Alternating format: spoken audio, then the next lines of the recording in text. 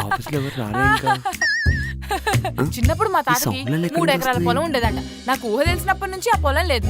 ఏమైందానా ఆ పొలం అని మా నాన్న అడిగితే మా తాతయ్య కలర్ టీవీ కొనడానికి అమ్మేశాడంట. మనకే టీవీ లేక మనం పక్కింట్లో చూస్తున్నాం కదా నాన్న అంటే ఆ టీవీ మందే అన్నాడు. అట్లుంటది మా తాత ప్రేమాయణం. ప్రేమించిన పిల్ల కోసం పొలం అమ్మేశాడు. అదే పొలం కోసం మా నాన్నమ్మని పెళ్లి చేసుకున్నాడు. మీ తాతలు కూడా అంతేనా? అంతే అంతే. మీ అందరు ఇట్లా ముచ్చట్లు పెడుతుంటే మన సీఈఓ వెళ్ళి కంపెనీ మొత్తం అమ్ముకు దొప్పుతాడు. అప్పుడు మనందరం వెళ్ళి రోడ్డు మీద అడుక్కు తినాలి. పండి. ఏందిరా అయ్యా ఏం చేస్తున్నా? టైపింగ్ ఎక్సర్సైజ్ చేస్తున్నా సార్. యాక్టింగ్ చేసిన చాలు కానీ వెళ్ళి పని చేసుకో. సరే సార్. బ్రో నా పెళ్ళి తప్పకుండా రావాలి. Thank you bro. 16 నా పెళ్ళి తప్పకుండా రావాలి.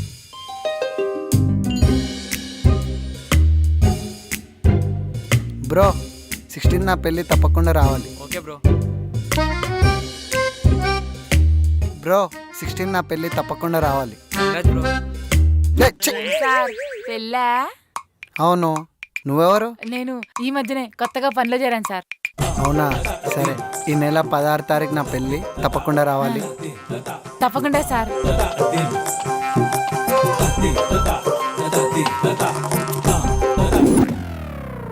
ఇంత సడన్ గా పెళ్లి పెట్టుకొని గాలి తిరుగులు తిరిగితే ఫేస్ పాడవుతుంది సార్. చాలా థ్యాంక్స్ చారు. అవును సార్, అమ్మగారు కూడా జాబ్ చేస్తున్నారా? చేస్తుంది. అబ్బో ఎంత తనయేందో. నెలకి 1,50,000. 1,00,000? అయితే మీరు జాబ్ చేసిన ఎందుకు సార్? మానేయండి. కూర్చోండి సార్. జాబ్ మానేస్తే మన ఉందా? అడుక్కు తినాలి. అమ్మగారికి 1,00,000 వస్తే మీరెందుకు అడక్క తినాలి సార్? ఇప్పుడు 1,00,000 సంపాదించటోడే లోన్లు తీసుకుంటున్నాడు చారు. వాడు ఈఎంఐలు కట్టడానికి సగం జీతం సగం జీవితం సంకనాకిపోతుంది. నిజమేలేండి సార్. ఈ కాలంలో నెలకు 10,000 వచ్చేటోడే ప్రశాంతంగా ఉన్నాడు. అయిపోయింది సార్, వెళ్ళి మొహం కడుక్కొని రాపోండి. అమ్మయ్యా థ్యాంక్ యూ సో మచ్ చారు. ఇదే సలూన్కి వెళ్తే 2,000 వేస్ట్ అయ్యేటివి. ఏం పర్లేదులేండి సార్, నాకు డబ్బుల మీద అంతగా ఆశ ఏం లేదు. ఓ 1,000 రూపాయలు అయితే సరిపోద్ది. నువ్వు నా మీద జాలిపడి చేయలేదా? మేమే జాలిపడి చేయాలనా? మీరేమన్నా అన్ననా తమ్ముడా మీ మీద జాలిపడి చేయడానికి? అయినా మీకు వేసిన ఫేస్ మాస్కే 300, నా పనికో 700. ఇది తొండి. ఒకతన పిండేం కాదు. నేను నా పెళ్లి కూడా పిలిచిన కదా. పిలిచారులేండి సార్. ఈ కార్డులు పిలుపులన్నీ చదివింపుల కోసమేగా. ఏమి ఇవ్వకుండా వస్తే ఉత్త చేతులతో వచ్చి మెక్కిపోయిందంటారు. అవన్నీ మాకెందుకు? ఫస్ట్ ఇయ్యండి సార్. అసలే ఆఫీస్ లో డల్లు ముఖాలు చాలా ఉన్నాయి. ఇక పట్టు చెయ్యి. 1,000 రూపాయలు బొక్క.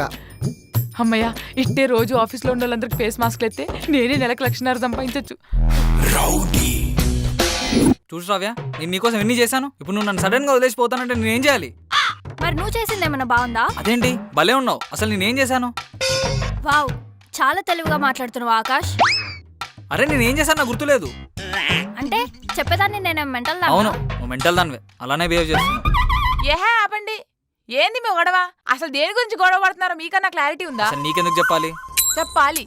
మీరిద్దరిట గొడవ పడతా కూర్చుంటే అది ఇప్పటికి అవ్వదు. ఒక ఇద్దరు లవర్ల మధ్య గొడవ అయిందంటే కృష్ణా నది గోదావరి నదిలాగా వాళ్ళిద్దరి మధ్య దూరం పెరిగింది. ఇక జీవితంలో వీళ్ళిద్దరు ఒకరి ముఖాలు ఒకరు చూసుకోరు అనుకుంటారు. కానీ ఏదో ఒక రోజు నదులన్నీ వచ్చి సముద్రంలో కలిసిపోయినట్టు వాళ్ళిద్దరూ వారానికో 2 వారాలకో మాట్లాడుకుంటారు.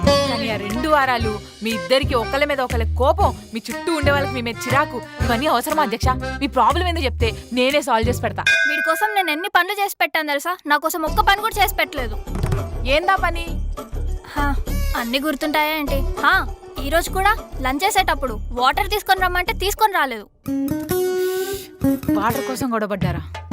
అందుకే అంటారు జీవితంలో దేంట్లో నిలబెట్టచ్చు కానీ 2 లవర్ల మధ్య మాత్రం నిలబెట్టకూడదు. ఈ సావు మీరు చావండి.